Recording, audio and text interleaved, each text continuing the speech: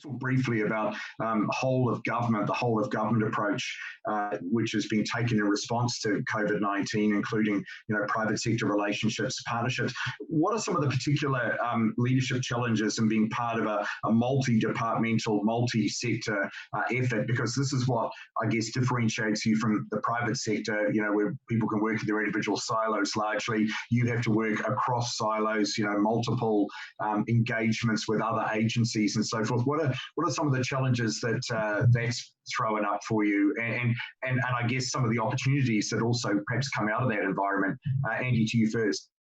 Yeah, look, this is the ultimate sort of challenge for the public service, I think, when you're dealing with something that requires you to operationalise urgently across different pieces of work.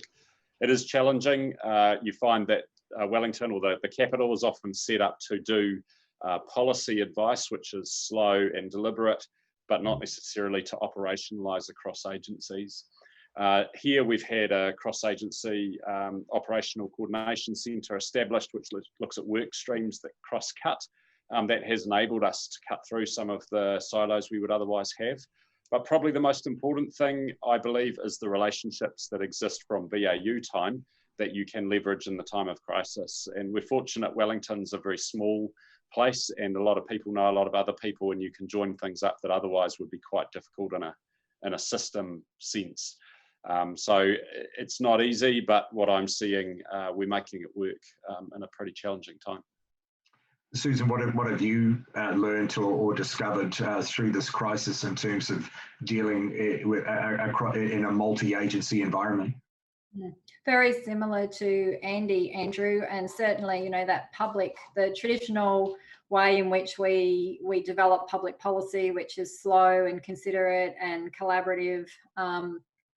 What I'm finding is that, this is now a move fast public policy perspective. So, we may have 24 or 48 hours to come up with a public policy solution on issues, which is not, doesn't tend to be our normal way of working. So the moving fast piece. I think the other piece is, the communication chains. So where something might be agreed, at the most senior parts of our organisations across government, it takes time to filter down to those that actually have to operationalise those decisions. And that timing gap can be problematic when you've only got 24 or 48 hours to try and work through something. And then, of course, as soon as you get too many, multiple agencies involved, sometimes you can just have the too many cooks issue. But like Andy said, the networks and the connections and the communications are absolutely critical. So, relying on those networks, reaching out to those networks, and, in my case, reaching out to those that may have an interest in what we need to do. And when I say reach out, that's not by email, because we're all getting slammed with email at present. That is actually ringing people and making those that contact and those connections. And then I think the third thing is actually being very clear about what it is that we're trying to achieve, because different agencies will have different priorities. So what police is trying to achieve may not be what health's trying to achieve, or it may not be what Premier and Cabinet are trying to achieve. So really having, being very clear up front so that we can all, work together to a common goal versus, three different priorities, and try and find that commonality and those connections.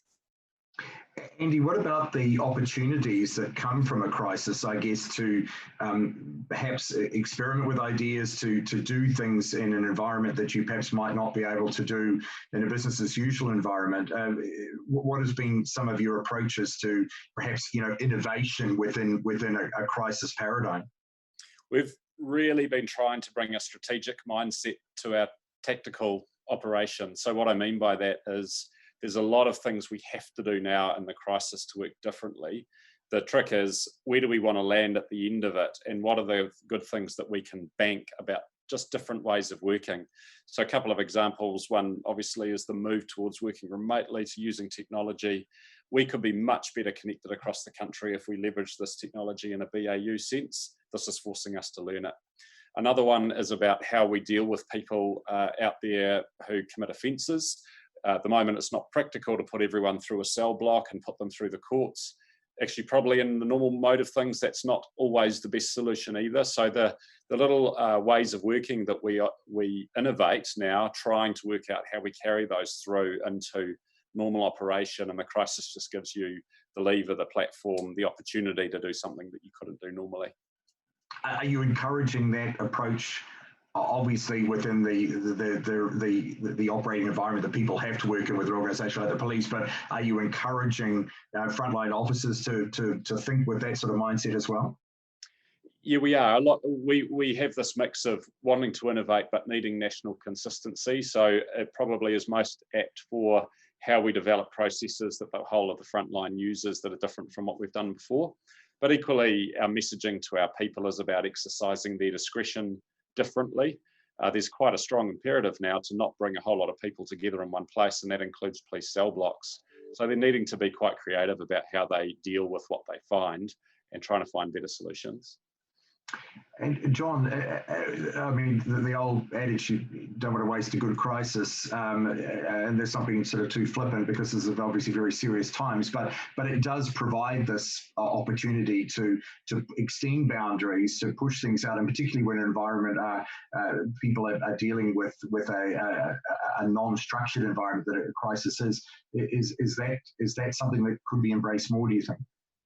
Look, I think the first thing is to acknowledge governments have moved at the speed of light, and it's amazing what can be achieved through the approach that's been taken. So, and a lot of it's around mindset, and that whole of government mindset and integration has unlocked a huge amount of potential and performance within the government sector. It'd be great to see that continue. I mean, ultimately, you know, the whole of government approach is like a team on a really grand scale. And like all teams, you know, they're bound by a shared commitment to a common purpose and those trusted relationships. And the trusted relationships in the BAU and pre-crisis have probably been leveraged and amplified, and new relationships and new levels of trust have been developed. So I think they could be potentially very enduring, you know, as we move forward, and very, very positive.